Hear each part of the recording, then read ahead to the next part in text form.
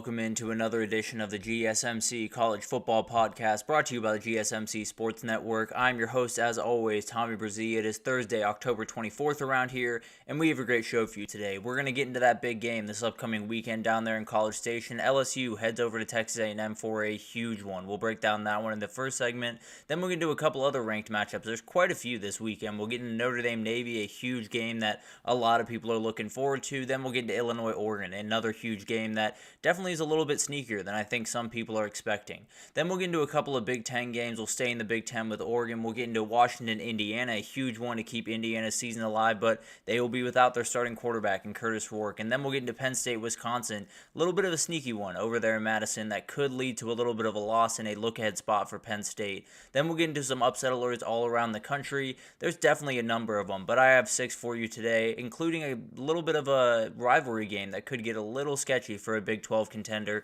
And then we'll get into a little bit of a Week 9 whip around. We will get to that game that happened yesterday tomorrow, but I have a ton of games that I want to update you guys on today to make sure that you guys are prepared for this upcoming weekend. But before we jump in, I do want to remind you all we get tons of questions and comments throughout the show, and the best way for you all to get your question on the screen, we can have fun back and forth here, to use that super chat feature at the bottom of the chat on the Sports Network page. Click on that $, add a question, comment you'd like. Your name and that question will pop up on the screen, and we can have fun back and forth here. Definitely want this to be very interactive, so utilize that as you see fit. And also, GSMCpodcast.net is still up and running as well. It does the exact same thing. So either one of those you'd like to use, please do. Definitely helps out me as well as the network. So utilize that. And let's jump into this one because it's going to be a really fun one down there in College Station. And yes, this is for the top spot in the SEC. These are the only two teams that are undefeated in SEC play thus far. I believe A&M is 4-0, LSU 3-0. So going to be a really, really interesting game. A&M's coming off a win over Mississippi State after the huge one over Missouri a couple of weeks ago at home. And then you have a LSU team that is coming off a game where it feels like their defense has really turned a corner. They played really good football against Ole Miss a couple of weeks ago, and then they played a team in Arkansas that a lot of people had pegged them to possibly fall in, and they really handled business. From tip to tail, absolutely dominated them and went to work, and it's one of those that set up this incredible matchup. And the big-time question here is, will Kyle Field be the big-time factor that it usually is? And obviously, it will be a factor. Now, Garrett Nussmeier gave them a little bit of fuel to the fire. He said Kyle Field isn't Death Valley. Now, it's not. In my estimation, Death Valley is a little bit better, but at the end of the day, it does give them a little bit more juice and definitely will play a factor for Garrett Nussmeier in that offensive line, that if you get a couple of pre-snap penalties, you got to feel pretty good about where you're at. And the other interesting thing to watch is the run game. LSU has really struggled to get that going the way that they wanted to, 81st in the country in yards per game.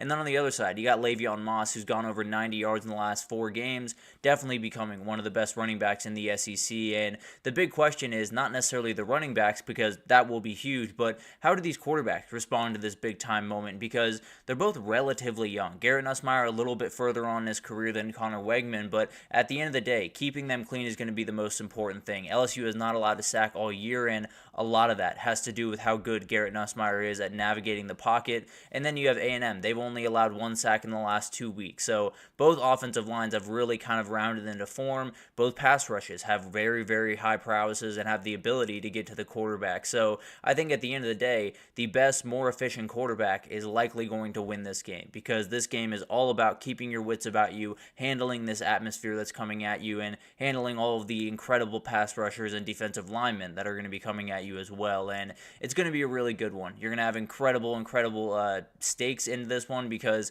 weirdly, it feels like if either of these teams lose this one, they're in a weird spot going forward for the CFP, because they have a couple of games coming forward. LSU has Bama still on the schedule. Texas A&M obviously has Texas at the end of the year. They lose both of those, they're right on that cut line. It feels like 10-2 is right where, especially in the SEC, where that cut line is going to be. And a loss here would be definitely devastating. And it could be a moment for Mike Elko. It could be that moment that kind of sets him up for success throughout his entire career. He's been looking for that huge one. Obviously, Missouri was a big-time win, but losing to Notre Dame at home was a tough one. I think this would obviously offset that and make you feel great about where you are as a program and where you are moving forward. So I think it's one of those games that has so much going into it. It feels like two teams that are playing some of the best football that they've played over the past couple of years, especially that LSU defense led by Whit Weeks. They've been just all over the place, have played really, really good football, but a couple of players to watch here.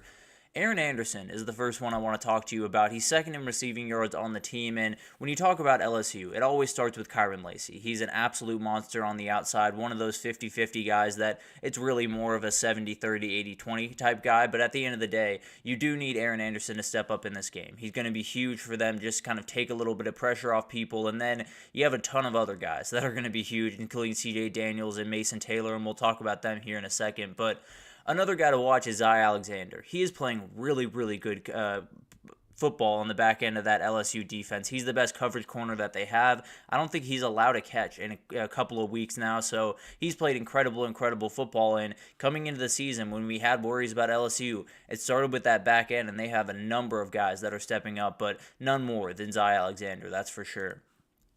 And then you got Amari Daniels. I think this is a hugely important game for Le'Veon Moss in general, but also you got to give him some rest. You got to give him some time to kind of regroup because he's going to be hit by a lot of SEC talents, a lot of guys that absolutely can pack a punch, and he's going to have to be ready to roll. So Amari Daniels, that kind of offset third down back that gives you a little bit more in the receiving game, definitely someone that is going to be hugely important to kind of get this LSU defense just off balance a little bit more than they normally would.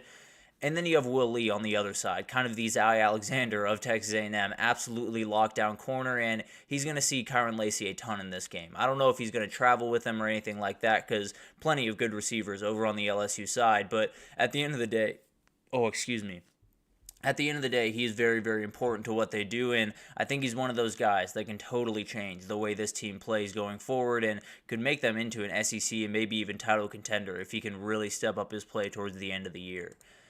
A couple of ways that LSU needs to, or a couple of things that LSU needs to do to get this win. I think the biggest thing for me is spread this defense out. You have so many weapons on that offense. You have 4 players over 300 yards receiving this year. So many different guys that can hurt them on the offense or on the defensive side of the ball that you got to get people involved. Kyren Lacy, Aaron Anderson, Mason Taylor, CJ Daniels, who has made his way back from an injury and is playing really, really good football right now. All of those guys are going to be hugely important because you need run lanes to open. At some point, you're going to need to be able to get that run game going with Caden Durham, and the only way you can really do that is if you spread out this A&M defense because they are plenty good against the run. And then you got to get mistake-free play from Garrett Nussmeier. You just have to. He's going to be one of those guys that he's gotten a little bit big for his britches at times. He likes to take that shot. He likes to take that big play. Now, he is 3-1 in turnover-touchdown ratio, so touchdown-turnover ratio. He is 3 touchdowns to 1 turnover, so he's playing more than fine in that respect. But to be fair, this A&M team has 8 interceptions on the year, plus 5 in the turnover margin.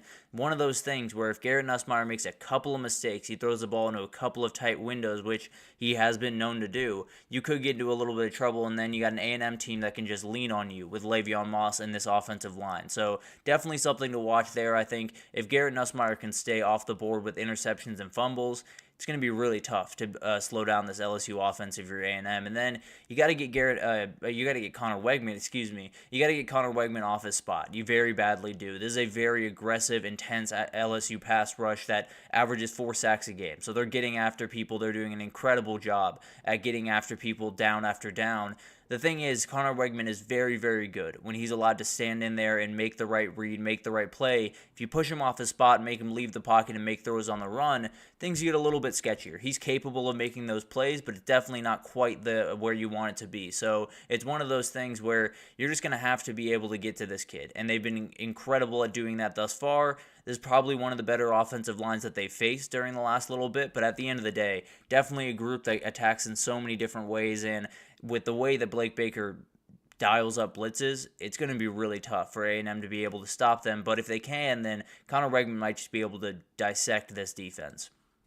And then on the other side for A&M, you got to find a way to get to Garrett Nussmeier. You have to be able to heat him up at some point in this game because when he is obviously solid at limiting turnovers. We just talked about that. But when you get pressure on him, he only completes 40% of his passes. He has 1 touchdown to 3 INTs.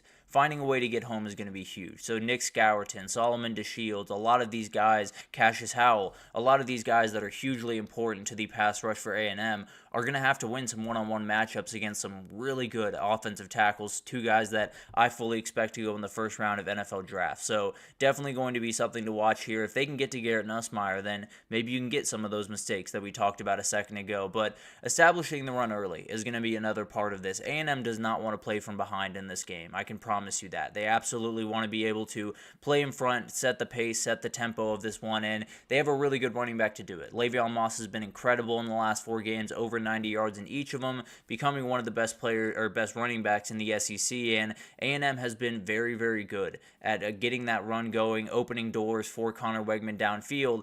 If they can't do that in this game, then LSU is going to be able to sit a bunch of guys back in coverage, and mistakes are going to come at some point. So they got to get that run game going early. They have to open windows for Connor Wegman to throw into, and to be fair, they do have the running back that absolutely can get that done in Le'Veon Moss. And then I think an interesting thing here is I want them to trust their D-line against the run. There are so many different things that LSU poses to you on defense that you're going to have to deal with, and their pass protection is downright elite. Their run blocking is not so elite. So that's definitely something to watch here. Maybe the D-line for A&M can just stand 4 guys right up front, be able to stop this run. They're only allowing 105 allowed rush yards per game, but the reality is you're going to need more guys back in the pass game. That's the only way you're going to get a couple of these mistakes from Garrett Nussmeier, is to sit guys back in the pass game, be able to handle the run with your front 5, your front 6, maybe even your front 7, depending on how you feel, and it's definitely something that you're going to have to be able to do, because if you let Garrett Nussmeier have some time to work back there, or if you let this run game get going, there's no chance you're going to be able to stop LSU. I can almost promise you that. And I think this one's going to be a little bit of a slugfest, but I do like LSU in this game. I think LSU has the quarterback that I feel a little bit more confident to make those big-time plays in that moment. And I think when you look at this LSU defense, they're really swarming. And I think it is A&M offensive line that has been great. If they can't fully stop this LSU pass rush, which no one has been able to do yet, it's going to be really tough to get Connor Wegman going, and I don't think they're really going to be able to. So I am going to take LSU in that game. Should be a really, really fun one down there in College Station, and whoever wins it is in a very, very good spot going forward in the CFP and in the SEC, sitting atop that conference, and definitely will be one of the teams that can make it over there to Atlanta at the end of the year. But let's take our first break here, and when we come back, we got a couple of ranked matchups to break down for you. Notre Dame, Navy, Illinois, Oregon, 2 games that are a little bit sneaky and definitely could be really fun this upcoming weekend, so we'll break them down right after this. I feel like I'm losing my mind. Is everybody in the world blind? Please, Lord, give me a sign, a sign. I feel like I'm losing my mind. Is everybody in the world blind? Please, Lord, give me a sign, a sign. I wanna be the greatest. Everybody on the fake shit. I look around and feel like everybody is the fakest. I make this every day and I'm impatient, hoping one day I blow up from the basement. Statement, the top is so vacant. I don't hear shit that I think is amazing. Waiting for my day when I'm playing sold out shows for 1,000 faces. Hey, give me that crown, get in my way and to be put down. It ain't your place, all this my town. If I want that shit, then I'll get it right now. I'm losing it, the noose it fits. I'm losing shit, a stupid myth. You choose to live or choose to dip. You choose to fight or lose your grip and lose a gift. I feel like I'm losing my mind. Is everybody in the world blind? Please, Lord, give me a sign, a sign. I feel like I'm losing my mind. Is everybody in the world blind? Alrighty, welcome back everyone. We just broke down that big game down there in College Station. LSU heads over to Texas A&M for a big-time one in the SEC that will decide who is the top team in the SEC moving forward. I do have LSU in that game. I think it's going to be a little bit of a slugfest, a little bit sluggish to start, but I think LSU makes the plays down the stretch to win that game. Incredible one down there and cannot wait for it. But we got a couple other ones that we got to get into real quickly here, because Notre Dame Navy is one of those games that I think everyone's looking forward to quite a bit, and I think tons of people are pulling for Navy. for obvious reasons. We love the story, and not a lot of people love Notre Dame. I think that's the reality of college football, and Notre Dame is more than fine with that. But no doubt about it, this is an elimination game for the CFP. Whoever loses this game is probably out of the CFP hunt. Maybe Navy has an outside path if they can lose this game and then continue on and win the rest of the way.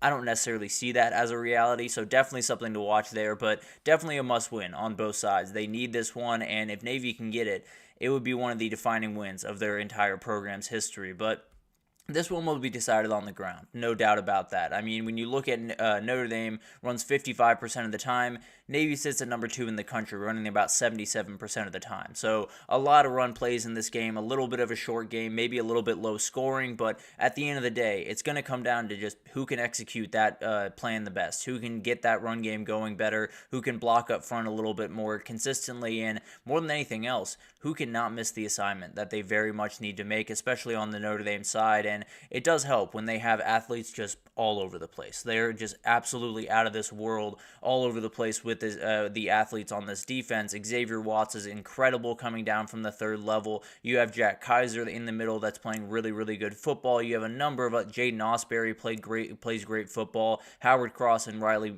Mills in the middle are absolute nightmares to deal with. So they're going to be more than fine. Now, losing Benjamin Morrison doesn't necessarily help with the setting of the edge in this game, so definitely something to watch. But let's be honest, he wasn't necessarily going to have to cover too much in this game. So that's definitely something to watch as we head into this one. But a couple of players that I'm interested in. Eli Heidenreich is a very important player for what Navy does. He had 201 total yards against Air Force a couple of weeks ago, and he's the leading receiver on this team. He is what they call kind of a outback or a B-back, depending on the way you look at it. There's a number of different kind of terminologies for it. Wing-back, you can play around with that term, but he's one of those guys that you'll see kind of lined up in sort of a tight end type position, but then he'll kind of go around the edge, he'll catch a pitch, he'll go down the field and catch a wheel route, he'll catch a seam, he'll do a number of different things. Probably the most versatile guy on this team, and he's definitely someone that they're going to need on Saturday just to catch Notre Dame off guard just a couple of times here. And then Deshaun Peel, he's been incredible for this team, and even last week, 2 pick sixes, which is absolutely insane. They might just need one in this game, and if you can get Riley Leonard to make a couple of mistakes, then this thing gets interesting in a hurry. But him, as well as Rayon Lane, that's the name I'm looking for. Rayon Lane are really, really good corners on the back end of that Navy defense, and definitely could bait them into a couple of mistakes throughout this game. But on the other side, Jadarian Price is huge to me in this game. He has 329 rushing yards on the season, is the backup to Jeremiah Love. The big thing here for me is he is the bruiser of these two, and I think when you look at this game overall, Navy is more than capable of keeping up from a schematic perspective or an execution perspective. From a physicality perspective, they're probably not. So I wouldn't necessarily be too surprised if they ran out Jadarian Price for the first 5 plays of this game, ran him right up the middle and said, we're just going to beat you. We're going to bruise you until you quit, and that's going to be the way we go about business. So would not be surprised about that at all. And then on the other side, you got another bruiser that wears number 24. Jack Kaiser is huge for this game for so many different reasons. He's the leader of this defense in a number of different ways, but I believe he is the communicator on this defense, and when you play Navy, communication is the number one thing. You absolutely have to have everyone where they need to be at the snap, and then everyone's got to get to the ball in a hurry because they can get past you and then make you pay, and it will be very, very interesting if those linebackers are not where they're supposed to be, because then you could get a Navy offense that really gets rolling downhill, and that's the last thing that Notre Dame wants to see in this game. But a couple of keys to the game. Can Navy hit that big play? There's no way that Navy's going to be able to win this game just pounding the rock over and over and over again. They're obviously going to do that quite a bit in this game. They have to hit that big pass over the middle of the field, and that's why we talked about Eli Heidenreich. He's going to be hugely important in this game for this purpose, and Blake Horvath, 10 passing touchdowns, 1 INT this year. He's been capable of making that big play downfield. They have to find that opening somewhere, and obviously you're going to have to bait them in to stop the run first and then hit them over top, but at the end of the day, if they can't hit that 150, 60-yard passing touchdown, it's going to be a long day, and definitely one that they're going to have to fight for just about everything that they're getting, so definitely something to watch there. The other thing is you cannot overcommit in the run game. If you overcommit one direction, say there's a pitch outside for Navy, and they're a linebacker for Notre Dame goes a little bit too far outside or tries to make a little bit too aggressive of a angle, they're going to be gone and be past you. And on the other side, you got to deal with Jeremiah Love. If you don't take the right angle on Jeremiah Love, if you overcommit in the run game against him, he is gone, and he is going to tear you to pieces in this game. So it's one of those games where discipline is hugely important for these defenses. Keep your 2 feet on the ground until you absolutely don't have to anymore. Wrap up, make the right play, and then if you can get them on the ground, great. If you have a couple of broken tackles, it's going to be a nightmare day for that defense. And then Notre Dame's defensive approach is fascinating to me. Al Golden's obviously going to have his hands full this weekend. So many different things to worry about. And this Navy offense is not necessarily super easy to get a beat on. They kind of run a weird sling T type offense where you play around with the run as much as you possibly can, but then they can hit those big plays. They can hit the plays over the middle of the field that Xavier Watts is usually incredible at taking away, but you kind of want him in the run game to help out with put an extra body in the box. So it's going to be a fun kind of chess match for him, playing back and forth between, do we want to sell out to stop the run? Do we want to hang back just a little bit, make that one big play on a pass play that we can pick off? There's so many different ways that you can attack this Navy team, and on the other side, there's so many ways that they can counter you. So it's going to be a very interesting kind of chess match between Jeff Monken and Al Golden, and I think Al Golden's absolutely got to win it if they're going to be able to get this one done. I think this one gets a little bit interesting for a little bit. I think Navy has enough fight in them to stay in it early, but at the end of the day, I think Notre Dame's just going to be too much. I think the physicality of this team is a real advantage in this game. I think Jadarian Price is really the difference in this one. I think they run him over and over again, and at a certain point, the Navy defenders just can't tackle him anymore. So I would go with Notre Dame in this game. I think it's going to be really interesting, and if Navy wins it, then the entire college football world gets turned on its head, but cannot wait for this one. Definitely going to be a really fun one in MetLife, so definitely something to watch there, but I'm going to pick Notre Dame by a hair. Part of my heart wants to pick Navy, I'll be honest with you, but at the end of the day, I'm going to go with Notre Dame here. And then we got another huge one in the Big Ten over there in Eugene this upcoming weekend. Oregon, kind of just rolling right along. They do have that number 1 next to their name for the first time since 2012, feeling really good about where they're at. A lot of people kind of pegged them as possibly losers last week when they went over to Purdue. They handled business without any question. They're really good, and it's one of those games that you look at it and feels like a lot of people are kind of writing this one off. And I'm not necessarily saying that Oregon shouldn't be massively favored in this game and isn't the better team, but just to say, Illinois played really good football, and they're one of those teams that can make life tough for pretty much any defense they face. And on top of that, they have the ability to kind of slow the game down. And they have the ability, more importantly, to not make mistakes. And that's kind of the biggest thing. Luke Altmaier, 15 touchdowns, only 1 INT on the season. If you can avoid mistakes in this game, slow this game down, make it a little bit mucky, maybe you can have some openings against Oregon that we haven't seen in a couple of weeks. And then on the other side, they're plenty fine taking care of the ball. Dylan Gabriel, 15 touchdowns as well, only 4 interceptions on the year. So Illinois is going to have to make a couple of those plays. They're going to have to make a couple of those 50-50 plays that really kind of come down to, are you going to be able to beat number 1 or not? You know, Vanderbilt was able to make them when they played Alabama. Alabama was able to make them when they played Georgia. So a lot of those teams where you just have to make a couple of those big-time plays in those big games, I think Illinois is going to have to make some plays that are a little bit wonky in this one. And the biggest thing going into this game for me, at least on the injury front, is Caden Fagan is not going to play in this game. He didn't play last week for Illinois, and they kind of had to play around with some stuff. Aiden Autry and Josh McCray were hugely important to that rushing offense, and it's going to be interesting to see just how big of a gap there is between them and Jordan James and Noah Whittington, because as we know, Jordan James becoming one of the better running backs in the entire country, and Noah Whittington can make you hurt at literally any point in the game. So that'll be an interesting thing to watch. And a couple of players to watch. Pat Bryant is the one that I want you guys to keep an eye on, and obviously you should, because he's the best player on this Illinois offense, but he's one of those guys that when you play this big-time game, when you play a team that is just outright more talented than you than at pretty much every single position, having a guy that's kind of an equalizer is hugely important, and I think Pat Bryant is that guy. I think when you match him up with Jabbar Muhammad, when you match him up with a lot of these elite corners on the Oregon side, you don't feel bad about that matchup. You feel pretty good about what Pat Bryant can do against a lot of these elite players for Oregon, and that's something they're going to need. A couple of those 50-50 balls that he's so good at going up and getting, they're badly going to need him in this game. And then on the defensive side, Gabe Jackas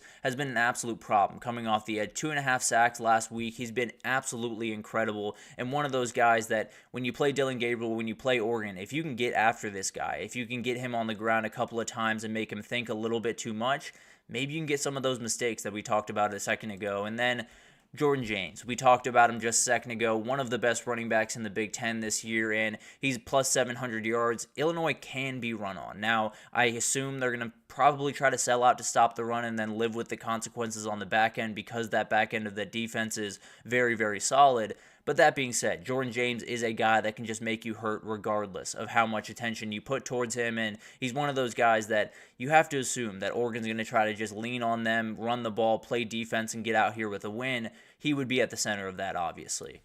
And then you got Derek Harmon on the other side. We talked about Illinois' run game. It is going to be a little bit different without Caden Fagan there, and frankly, if you're Oregon, I think you just outright stop it. I think if you stop that run game, if you put all the pressure on Luke Altmaier, there's going to be mistakes that come. There's almost no way around that with how good this Oregon defense is. So if you're Derek Harmon, if you're a couple of the Jamari Caldwell, another defensive tackle for Oregon, stopping the run is going to be huge. And then if you're Derek Harmon, he can get to the quarterback as well. A really, really athletic defensive tackle that absolutely can cause problems in the pass rush as well as the run defense. And then a couple of the keys to the game, there is a run game gap in this one. When you talk about Jordan James, 100 yards in 3 of the last 4 games, Illinois without Caden Fagan is a little bit running back by committee. It's going to be interesting to see how they handle this. Can they keep up with that running attack for Oregon? Because it's going to be a load to keep up with. And then we talked about it, the 50-50 plays for Illinois. They have to make them, whether that's turnovers, a fumble, just bouncing your direction. Illinois has been very good at this. 8 interceptions on the year, plus 7 in the turnover category. And if they can get to Dylan Gabriel, 55 completion percentage under pressure, which isn't all that terrible when you look across the country, but isn't elite by any means. And you could get a couple of those mistakes that you badly need in this game. So when it comes down to it, for Illinois, probably got to be about +2 in the turnover category. This is the way that you're going to be able to do it, is get to Dylan Gabriel and then let your back end make the plays that they've been making pretty much all year. And then how does Oregon handle this top of the mountaintop? Because they have that number 1 next to their name for the first time since 2012. Both Texas and UGA have fallen off that pedestal this season. Can Oregon keep their wits about them in this game against a team that is a really, really solid squad and definitely can give you trouble? I tend to believe so. I think it's just too much for Illinois to deal with, traveling all the way out west, playing a team that's so physical, that's so athletic, that can make those big plays over the downfield. I think it's just going to be too much for Illinois. I really like this Illinois team, but I think the special run does come to an end this weekend. They lose to Oregon, and hopefully they can, get a really good season out of this, but likely their CFP hopes come to an end this upcoming weekend. But incredible couple of games. Cannot wait for both of those. I know Navy is becoming a very popular pick around there, but I do have Notre Dame and I do have Oregon winning those two. A little bit of chalky picks, but can't go against my gut on those two. But we'll stay in the Big Ten for this next segment. We'll get into Washington, Indiana, a huge game without Indiana starting quarterback, and then we'll get into Penn State, Wisconsin. A little bit of a sneaky upset alert over there in Madison this upcoming weekend, so we'll break it down right after this.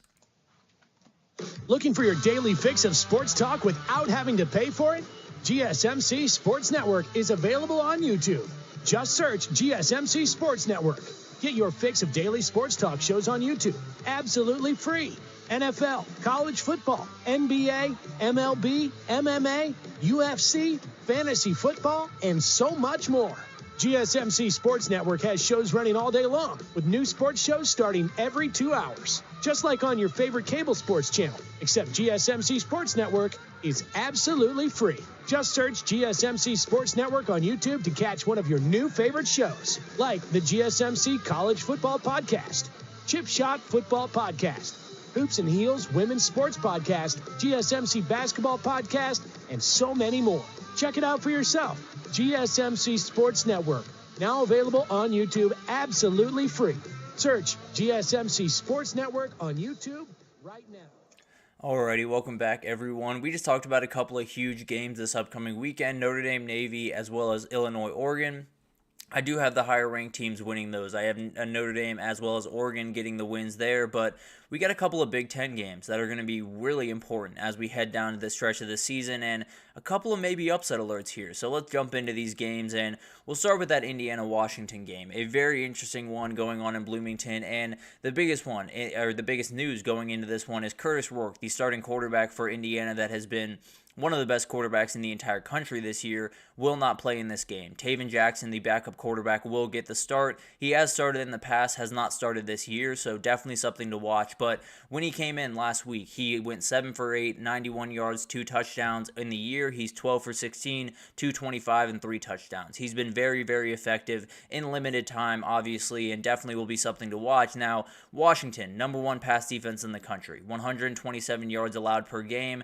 It is going to be tough to find openings, so you're going to have to lean on the run game just a little bit more. The Indiana defense is only giving up 93.5 yards on the ground, so Will Rogers is probably going to have to step up and make some big-time plays. Going to be a kind of a clashing of approaches in this game, so definitely will be very fun to watch, and he's one of those players that he's got to find openings, but it's a very good pass defense for Indiana. Top 30 in the country, allowing less than 200 yards per game. So it's one of those things where you kind of just have to pick your poison, pick who you trust the most, whether it's Jonah Coleman on the ground or Will Rogers through the air for Washington. And it's going to be a game of execution. Both these defenses are very, very good at not giving you many openings, not allowing you to hit that big play over the middle. Whoever can make those couple of plays, whoever can get in front of the sticks, make that 3 yards on first down, 4 on second, 4 on third, is going to be in a really good position in this game, and a game that I think is going to get a little bit sloppy. So you're going to have to make those couple of plays down the stretch of this one, and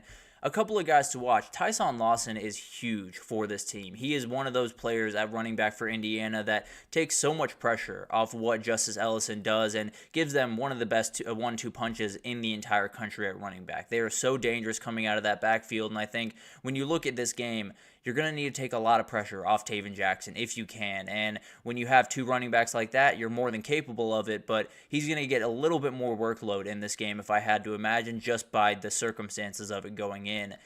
And then D'Angelo Pons is huge in this game. He came over with Kirk Cinetti from at JMU, was a fantastic player down there, and I think he's been just incredible this year. He's been absolutely awesome on the edge, and he's going to get Denzel Boston a lot, and that's actually the next player that I want to talk to you about, because Denzel Boston is a hugely important guy in this Washington offense, and you talk about Indiana, if they're going to stuff the run the way that they've been able to early parts of the year, Denzel Boston's going to be hugely important. Giles Jackson, another guy in that pass game that's very, very important in this game, and if they can get him out on the edge, then maybe he can just out-athlete some of these guys for Indiana. Very, very athletic kid, and one of those guys that would not be surprised at all if he was playing on Sundays here pretty soon.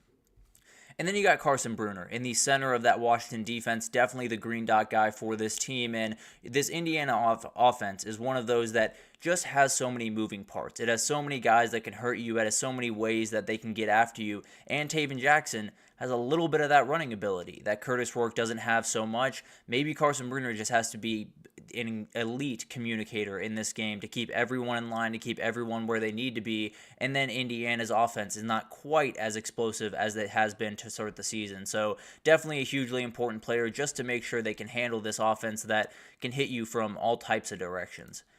And then we got some keys to the game. Indiana's run game, obviously, is going to be massive in this one. Taven Jackson has made starts in the past couple of years, so he should be fine in terms of just kind of handling the moment, being about himself, especially at home. But you do have Justice Ellison, you do have Tyson Lawson, so 105 yards against Nebraska for Ellison, 99 total yards for Lawton in that game. So they've done plenty. They're absolutely incredible duo in that backfield, and I think when you look at Indiana really over the next 2 weeks, because it doesn't sound like Curtis Rourke is going to be back for that Michigan State game, you're going to need these two guys to step up in a huge way if you want to keep this incredible run that they've been on alive, and I think it's going to be one of those games where it's going to be a tough time to find those openings in the run game, but you got two guys that can just bowl through people, so hopefully that's the difference. And then you do have a special teams gap here, which could be huge.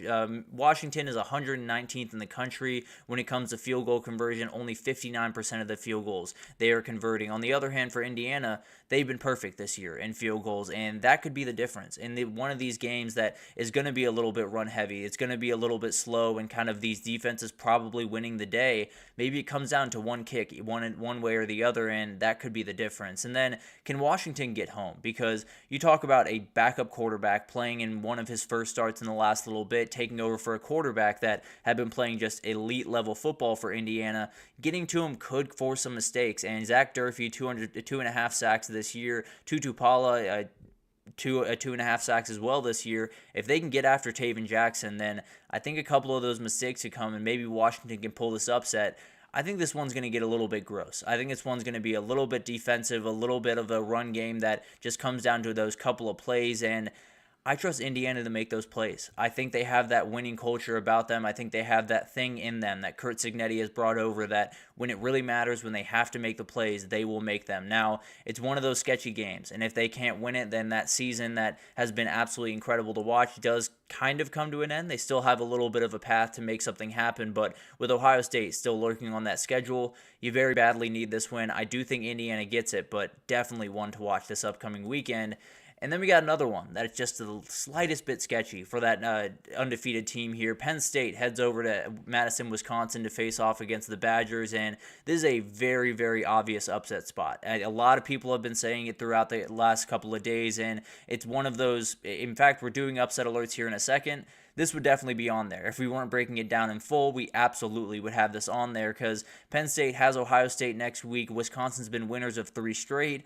Things should get a little bit interesting in Madison this upcoming weekend, but for that to happen, Wisconsin just has to find a way to run the ball. There's no way they're going to be able to win this game if they can't slow it down, if they can't get things going with Tawi Walker, who has been absolutely incredible the last little bit. Now, on the other side, you have the 8th-ranked rush defense in the country, only allowing 95 yards per game on the Penn State side, so you can't really live through Braden Locke, but he's going to have to make his fair share of plays in this game. And then for Penn State, they might have to live on the ground as well. Wisconsin's 10th in the country in pass defense, 162 yards allowed per game. But the difference with that one is when they played USC, when they played Miller Moss, another elite quarterback, gave up 300 yards. When they played Alabama, they gave up their fair share of big plays. So maybe it is one of those kind of misleading stats that maybe Penn State does attack through the air just a little bit more often than we're expecting. And this is one of those spots where in a matter of 8 days, the season could effectively end for Penn State. If they lose this one in crazy fashion and then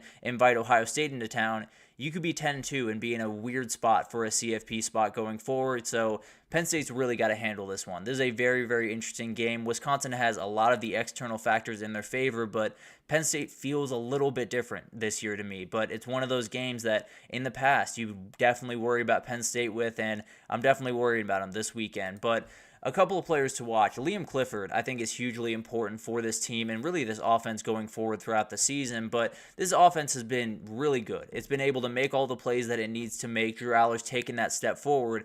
The only issue that I've had throughout the year with them is it feels like it's always one guy, and it's different guys for different games. It was Tyler Warren a couple of weeks ago going over 200 yards against USC. It was Trey Harris early on in the year making big-time plays after big-time plays. You got to be able to spread the ball out. You got to be able to get the ball to a number of different people, and I think Liam Clifford is one of those guys that's probably right in line to make all of those plays. He's very, very good at finding soft spots in a defense and very sure-handed. I think he's very important to what they do, and he's one of those guys that if you want Tyler Warren, if you want Trey Harris to be as effective as they can be, you got to take energy off of them, and this is probably where it goes, along with Julian Fleming. And then you got A.J. Harris on the back end of that defense playing really, really good football, coming over from Georgia this past season and definitely has been a very important player for this team. Wisconsin's going to have to make plays through the air in this game. Obviously, you want to be able to run the ball, slow this thing down, limit possessions, but at the end of the day, they're going to have to make plays down the field, and A.J. Harris is going to be the guy that's going to be getting Will Pauling quite a bit in this game, and that's another player to watch. A very, very important player on the outside for Wisconsin. One of those guys that you get the ball in his hands, pretty special things can happen. Very, very fast. One of those guys you can get him on an end around, on a jet sweep, on a deep route, on a drag that goes 60 yards. He's just so versatile, so different. And when you look at this Wisconsin passing offense, not necessarily a ton of elite guys all across the board. Will Pauling is one of those guys that can be a great equalizer in this game and make that one big time play that they very much need. And then Hunter Wohler, kind of just navigating the middle of that defense for Wisconsin. And you look at this Penn State offense, it happens over the middle of the field. That's where their passing offense happens. That's where Drew Aller is comfortable throwing passes. Maybe Hunter Wohler can just step in front of a couple of passes in this game and make the difference here because he is a very instinctual, very smart player, and he's one of those guys on the defense for Wisconsin that could totally change this one in a second. But I think a couple of keys to this game is, can Braden Locke make the big plays? Because the last couple of weeks, they've been playing really good football, have been explosive downfield, and that's been great to watch. they've also played 3 teams that are nowhere near what Penn State is. So they have to be very, very careful as they head into this one. And with the rush defense on the other side, ball's going to be in number 18's hands a lot, and he's going to have to make some plays downfield. He's going to have to make some throws that he hasn't quite made early on in the year. So definitely something that's going to be hugely important, and it's one of those moments that a lot of your dreams can come true for Braden Locke, or a lot of your nightmares can come true with this Penn State pass rush. But then the other thing that I'm interested to watch is this Penn State offensive attack. We talked about it in the open, but they're giving up, or Wisconsin's pass defense has been really great. They also gave up 300 yards to USC and big plays against Bama.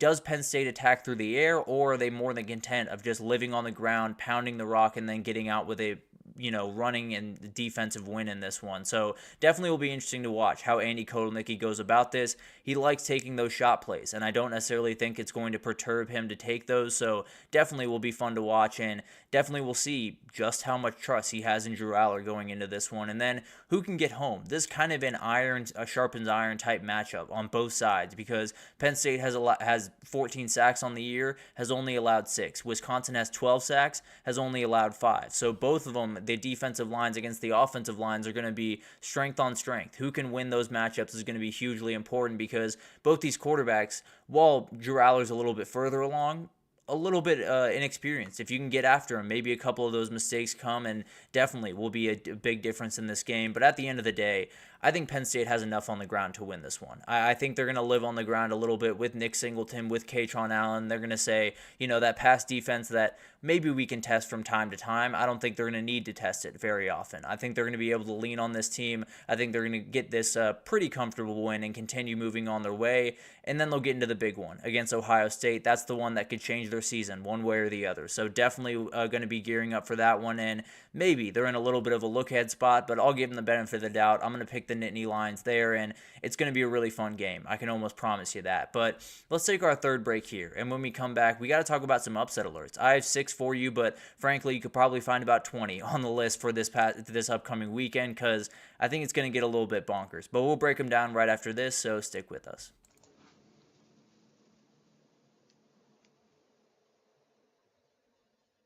For the best and latest podcasts available anywhere, go to the podcast app on your cell phone and type in GSMC to access free content-rich podcasts on health and wellness, book reviews, sports, entertainment, relationships, social media, movies, technology, finance, and even weird news. Subscribe and download the GSMC Podcast Network's family of shows, available everywhere podcasts are found. Alrighty, welcome back everyone. We just got into a couple of Big Ten games, a huge one for Indiana to keep their undefeated season alive without Curtis Work at quarterback, so definitely something to watch there. And then Penn State, maybe a little bit of a look-ahead spot going towards Ohio State. I do have Indiana and Penn State winning those games, but there are definitely some upset alerts that will add to this group, which is going to be absolutely incredible to watch. Oh, actually, I will talk about that one here in a second, Anthony, so definitely stay tuned for that. It's going to be a very interesting game down there, no two ways about that. But let's get into a couple of upset alerts around the country here. SMU Duke is a very fascinating game to me. I think this one's more interesting for a number of different reasons, but the travel dynamics are fascinating, and it's the reality of the world of conference realignment right about now, because SMU was at Stanford last week. Now they got to make their way all the way over to Durham, North Carolina to play another game, and it's a hard-nosed team that can really play some good defense with Manny Diaz leading the way there. So definitely one of those games that could get just a little bit sketchier. And the thing about this one is Duke's defense has the ability to make them one-dimensional, especially because RJ Maryland is officially out of this game. If you can stop, maybe even if you can stop the run, then they won't necessarily have an answer in the pass game because RJ Maryland is not out there, a very, very important player for that team, and makes me a little bit nervous about me loving SMU down the stretch. But it's one of those games where for an upset to happen, Malik Murphy just has to make big plays down the field. He has that huge arm. He has all that arm talent. He's got to be able to put it on a couple of receivers downfield, because this is the 97th ranked pass defense in the entire country. And Jordan Moore is a very dangerous receiver on the outside for Duke, so maybe you hit a couple of those big-time plays downfield, and that totally changes this game. This is one of those games that, frankly, if there wasn't that travel aspect in it, I wouldn't necessarily think about it too much. I think SMU has the ability to win this one, win it pretty comfortably. I think Duke was one of those teams that was just eking out wins against not so great teams early on in the year, and they were undefeated 5-0 walking into that Tech game, but ever since, it's been a little bit like pulling teeth to get them to get going in. I think SMU is able to win this one. I probably have this one on a 1 out of 5 on the upset meter scale, because at the end of the day, not necessarily one that I'm super worried about, at least from a personnel perspective. Maybe that travel gets a little bit involved and makes this one close, but I like SMU to win. And then you got Rutgers USC. Frankly, USC is just going to be on this every single time that they're favored, because this is a team that I don't know what to expect from the rest of the way, especially with a couple of the losses that they've taken. But both these teams are coming off 3 straight losses. It's a short week. It's happening Friday night, and cross-country travel for Rutgers is not necessarily a great aspect for them going into this game. All that being said, USC had a ton of expectations going into this year. They all officially came to an end last week. Now, they pretty much came to an end a while ago, but at the end of the day, they officially got buried last weekend. The question becomes, how does this team respond? Does this team have the mental toughness? Does the team have the leadership that they need to go up against the Rutgers team that, if they're going to win this game, they got to lean on the run? And it sounds like Sam Brown V is going to be out with an injury in this game, so Kyle Monaghan is going to have to step up huge. He's going to have a ton on his shoulders in this game, but Rutgers is a team that can definitely get that run game going, and as we've seen with USC, they have the ability to stop the run game for about 3 quarters. That fourth quarter becomes a little bit interesting, so maybe they can keep it close for long enough. I like Ethan Kaliak-Manis to make enough plays to keep this one close. At the end of the day, I do question what USC has to fight for, but I also have big concerns about what Rutgers can do on offense. I don't necessarily think they're going to be able to get a ton going, and I think when you look at USC, I think Miller Moss has enough left in the tank to make some big plays in this game. Probably a 2 out of 5, just because of the dynamics of the run game for Rutgers, the conference play. But at the end of the day, I do think USC probably gets this win when they very badly need it. And we got to talk about this one. Texas heads on the road to play Vanderbilt. If I didn't talk about this one, I'd be doing you guys a disservice, because absolutely an upset alert, because it's kind of a funny game to break down, because even through 7 weeks, kind of hard to tell just how good Texas is. You know, you had those you had wins early on in the season where they were just dominant, really playing incredible football, not necessarily showing a lot of gaps. And then last week, they played the elite team of Georgia and got their lunch handed to them. They absolutely got dominated from start to finish in that game, and I think they got to be really careful as they head into this week. Now, they should be fine, at least on paper.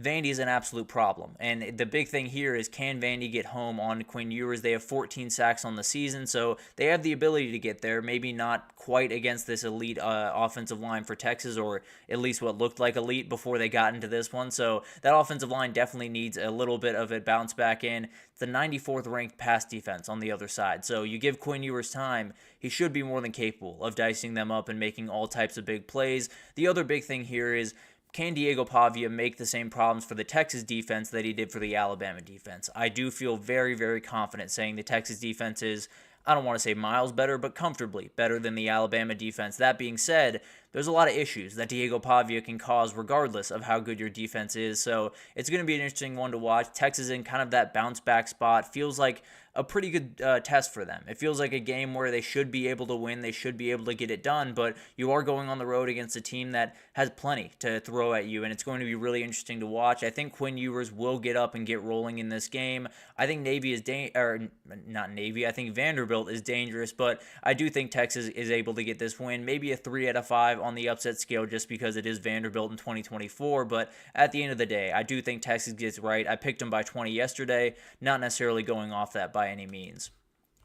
We got to talk about this one. This is a very, very interesting one that's kind of being buried in everything, all the craziness of this week, but Kansas State is a huge one on Saturday night. I think when you look at this Kansas State team, they're starting to kind of find themselves. They're starting to play really good football, especially on the offensive side of the ball. Avery Johnson starting to throw the ball downfield a little bit more consistently. Kansas has not won a game in this series since 2008. A lot of things going in the way of Kansas State, but nothing is normal in the Big 12. Everything always happens a little bit different out there, and I think this is one of those moments where it feels like everything is pulling in one direction. Honestly, with the line only being 10, feels a little bit sketchy. It feels like Vegas is trying to tell us something, but the thing about Kansas season is it's officially gone. It was a very, very tough year. It was one of those years where they got ambushed from the jump and just were never really able to recover.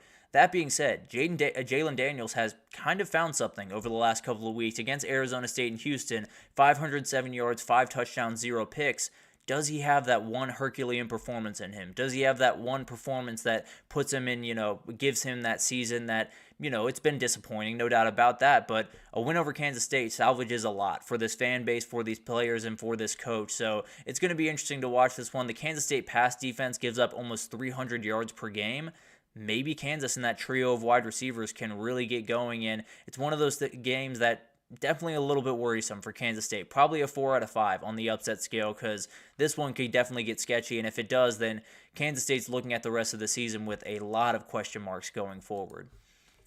And then we got this one down there in the group of 5, and a Tulane team that is just trying their hardest to keep their CFP hopes alive. I still very much think that they're in the hunt. Their only 2 losses are to Oklahoma and Kansas State, so feel pretty good about what Tulane is right now. Now, they're playing a team in North Texas that can throw the ball around the yard. Chandler Morris, coming over from TCU, has the second best pass offense in the entire country with North Texas. And then on the other side, Darian Mensah has become a star in New Orleans this year, has been absolutely incredible for that Tulane team. And the big difference in this one is just the difference in styles. There's so many ways that they go about business, but North Texas runs about 59% pass plays, good for 12th in the country. Tulane runs about 62.5% run plays, good for 9th in the country. So definitely going to be interesting to watch how these two teams go about each other. Tulane does have the receivers to make those plays, but maybe it's one of those games where you just grind it out with Mekhi Hughes on the ground and he makes just all plays all over the field. But the big thing here for North Texas, you got to play from out in front. I don't think this Tulane team is going to be able to be caught if you let them get out in front in this game by 10, 14 points. They're going to be rolling downhill and be almost impossible to get. Now, North Texas can throw the ball around the yard, so it's not necessarily that they can't come back from behind, but I just think this Tulane offense is just too much to deal with. You're going to want to play from in front and then force Tulane to throw that ball downfield. Maybe some mistakes come then. And then Tulane has a fairly sizable advantage on the defensive side of the ball. North Texas is giving up 38 points per game, 125th in the country, so definitely a little bit of one where North Texas is going to have to score quite a few points to stay in this one. I do think it's dangerous, probably a 3 out of 5, 4 out of 5 on the upset meter, but at the end of the day, if North Texas isn't scoring 45 points in this game, they're probably not winning it. So definitely something to watch there, and one of those games that if it gets up into the 40 versus 40 or 42-40 realm, then things get a little bit more sketchy for Tulane in this one. And then finally, we have Arkansas heading over to Mississippi State this upcoming weekend. Arkansas coming off that really tough loss to LSU. Mississippi State coming off 3 straight losses to 3 of the best teams in the entirety of the SEC. And it's really interesting to me for one very specific reason. This is somehow the easiest game that Michael Van Buren will play this entire year. He played Texas, UGA, and and Texas A&M at home for his first 3 starts of his career. That is absolutely insane. I don't think you can start a career any worse than that, but he's played really good football. He's been really, really effective at that quarterback position, has made a number of plays, threw for over 300 yards against Georgia a couple of weeks ago, and now he plays an Arkansas team that has been susceptible to give up a couple of those big plays. Now, they've been a lot better over the last couple of weeks, but there are going to be plays to be made in this game, especially on the ground, because that's what LSU was able to get going last week. So definitely something to watch there. I think Arkansas has a huge game against Ole Miss on the horizon. Mississippi State is staring down a matchup with UMass, so a little bit of that scheduling getting going for the Bulldogs in this one. And another interesting thing to watch here is Arkansas only hitting about 60% of their field goals. They're on their second kicker of the year. And then Mississippi State's Kyle Ferry, 6 for 7 this year, has been very, very consistent. Definitely something to watch in that close game that could come down to the wire. And this is an Arkansas team coming off a really tough loss, heading into a really tough game against Ole Miss. They're on the road in an environment that's really tough. They're playing a quarterback that is finally going to get a little bit of a break from playing the elite teams in the country. This one is as tough as you can get. I think this is a 5 out of 5 on the upset meter. Definitely one that Arkansas should be worried about, and one that I might actually like Mississippi State in. But I'll probably get into that a little bit more tomorrow, and I think there's plenty of upset alerts all around the country. So be on the lookout for them, because It's going to come at some point, no doubt about that. But let's take our final break here, and then we got to do a little bit of a whip around to a number of the other games that we haven't had a chance to talk about yet. We will get to that Miami-Florida State game, Anthony, I promise you that. But let's take our last break here, and we'll be right back with all of that.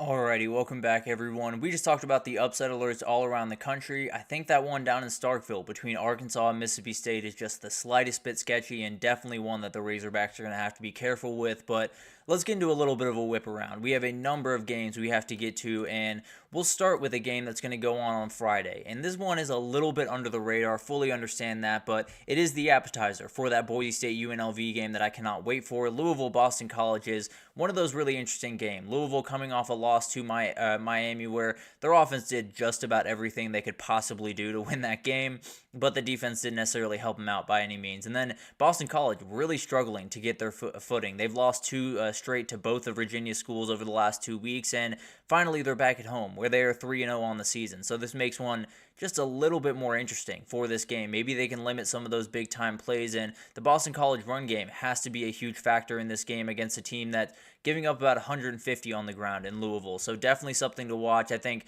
with Louisville, we know the book, right? They're going to attack deep. They're going to have to make those big-time plays.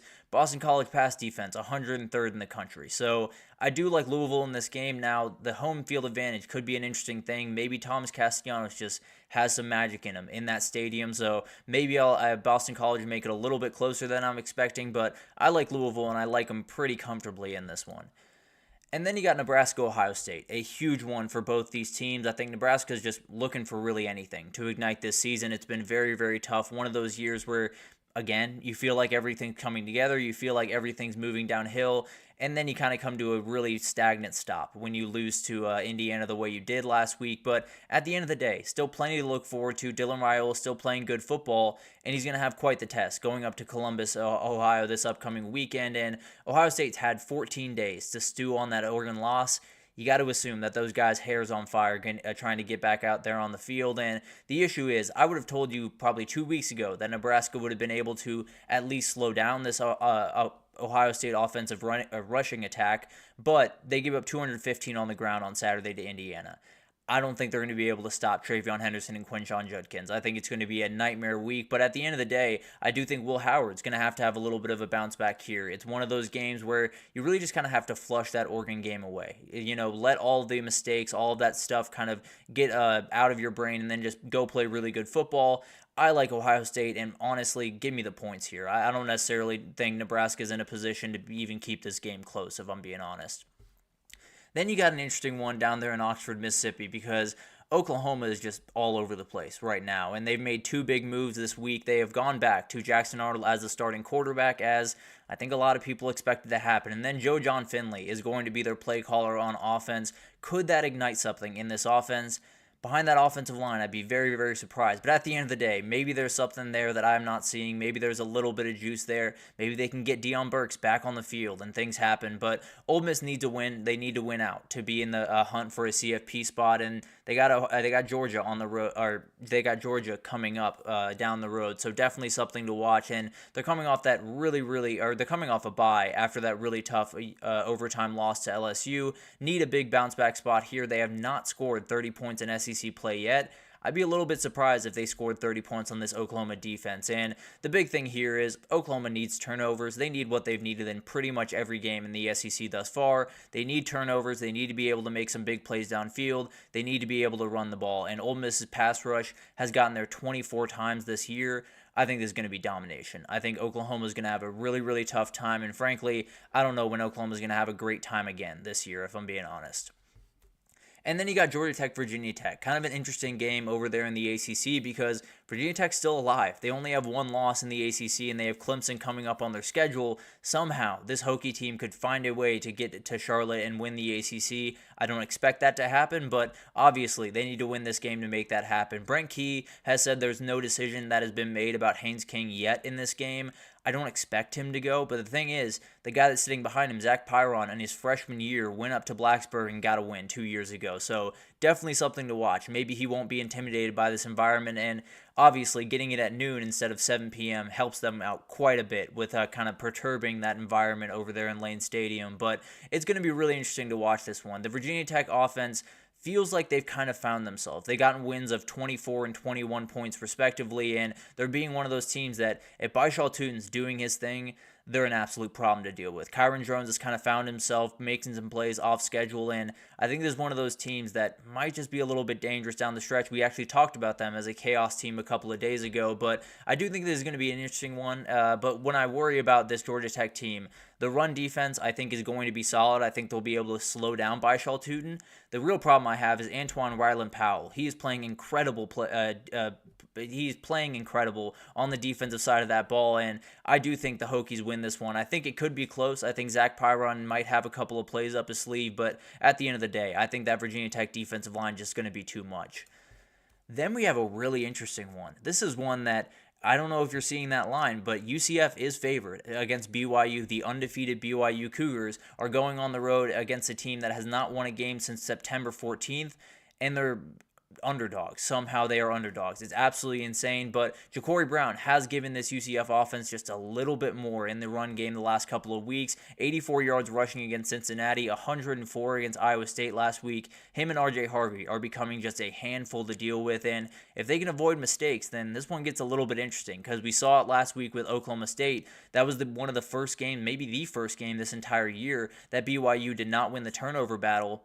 Got pretty close down the stretch, and they were at home. So possibly that could be the difference. If they lose it again, then maybe you're looking at UCF getting a big-time win here. This is a dangerous moment for BYU. You badly need to keep this season alive. This is one of those Big 12 moments that we've talked about. You know, the team that probably ends up winning this conference is the one that avoids one of these big-time upsets that you're not supposed to take. I think UCF might be able to clip BYU here. I think they're going to end their undefeated season. I'm going to pick UCF in a crazy, crazy turn of events, but they are favored, so Vegas obviously agrees with me. I'm going to go with UCF. I think the run game is enough. I think they take care of the ball and they get a crazy win, and BYU's magical season doesn't come to an end, but definitely takes a big-time hit on Saturday. And then we got Texas Tech TCU. This is a very, very sneaky one in the Big 12 because kind of like the one we just talked about, Texas Tech still very much in the hunt for the Big 12. Only one loss in conference, coming off a just terrible performance against BYU, especially defensively, giving up 59 points. They're now underdogs to TCU by 6.5 on the road in Fort Worth, and it's going to be really interesting to watch this one unfold because the TCU defense played really good football against Utah last week. Now, without Cam Rising, very different Utah offense, but 2.6 yards per carry. If you can replicate that against Taj Brooks in this rushing offense for Texas Tech, you're going to be very successful. I can promise you that. This Texas Tech defense badly needs a bounce-back performance. They played absolutely terrible, and this is one of those games that just feel like there's OT potential here. I feel like we could get some overtimes here, maybe even a couple of them, and I just feel a little bit of craziness here, but I'm going to go with my gut. I'm going to say the Horned Frogs win this one, a huge win for TCU, and Texas Tech's hopes to win the Big 12 kind of come to an end this weekend. And now we'll get to your game, Anthony. Apologize for a little bit of a delay, but this is just one of those games, guys. It's one of those games that on paper, Miami is miles better than what Florida State is this year. it doesn't matter. This one's weird. This one's always close. It's kind of like that Texas-Oklahoma game where it does not matter what team is walking out there on that field. It's going to get interesting. But for Florida State, it's got to be demoralizing. You start this year with all the hope in the world, and now you are a 3-touchdown underdog against your in-state rival. It's one of those places where you could salvage your season. It does sound like Brock Glenn is going to get the start here, although he did leave the game. Luke Kromenhoek came in last week for Florida State against Duke. But at the end of the day, it's got to be an all-time performance from Florida State. It's got to be absolutely perfect. I think for Miami, you're looking for a mundane win. You're looking for one where you don't usually get it, to be totally fair, but you're looking for a very mundane win. You're looking for one where you win by 17, you run the ball, play defense, grind the clock in, get out of there with a 3-score win. I don't think they're going to be able to do that. I do think Miami wins this game, but like Anthony's saying up there, I think it's going to be really close. I think it's going to be a really sketchy game that goes back and forth. I'm thinking about putting Florida State as a best bet plus 21 points, but at the end of the day, betting on Florida State right now feels like a cardinal sin. But at the end of the day, I do think this is going to be a really interesting game. There's so many different variables in this one, and I just think Florida State plays their best game of the year. I don't think they necessarily win this one, but Miami's got to be a little bit careful in this one, no doubt about that. And then finally, another big game in the Big 12. This week in the Big 12, if you want to feel a little bit of a thinning out, I feel like we're going to find it in the Big 12 this week. And both these teams sit with one loss in the Big 12, so the loser is essentially out of it. Colorado is gaining tons of momentum. Recent injuries to Travis Hunter makes him a little bit nervous, but he will be out there for this game. How long he is out there is going to be something to watch, no doubt about that, because Cincinnati is probably going to have to score in bunches to win this game because Colorado, they're going to be able to score their points. Now, the Cincinnati defense has been really good. Statistically, weirdly enough, they are middle of the road when it comes to pass defense and run defense, but they've allowed 13 and 14 points the last 2 games. So they're kind of finding something. Dante Corleone in the middle of that defense, the defensive tackle, is one of the best in the country, and I can't imagine Colorado is going to be able to get a run game going in this one, but they rarely get a run game going. So I think I'm going to take Colorado in a very, very close one, although this is a game that Cincinnati could very easily go into Boulder and kind of ruin this Colorado season. I think they're going to be able to do it. I think Colorado is going to be able to get it done. It's going to be a really, really fun game, and maybe Brendan Sorsby and Cincinnati can kind of put their stamp on college football this weekend and get a huge win, because that line of 5.5, I think a lot of people were expecting that to be a little bit higher. Maybe Vegas knows a little something, but an incredible week. Cannot wait to get into it. Obviously, we already had an incredible one last night that I will talk about tomorrow. I promise you that. But an incredible week up ahead, and we will continue to talk about it tomorrow. But that'll do it for this edition of the GSMC College Football Podcast, brought to you by the GSMC Sports Network. Your support means a lot to us, so please remember to subscribe to the show, leave a positive review. It does make a huge difference for us. Also, follow us on Facebook, Twitter, TikTok, Instagram, all the social pages for all the content and updates you could possibly need. We have great people doing great work across every sport you could want. So we got NBA just getting underway. Nelson's got you totally covered. Baseball, the World Series getting underway later this week. We have you covered there as well. So anything in the world of sports, we have you more than covered. But thank you once again for tuning in, and I will be back tomorrow to break down fully this Week 9 slate.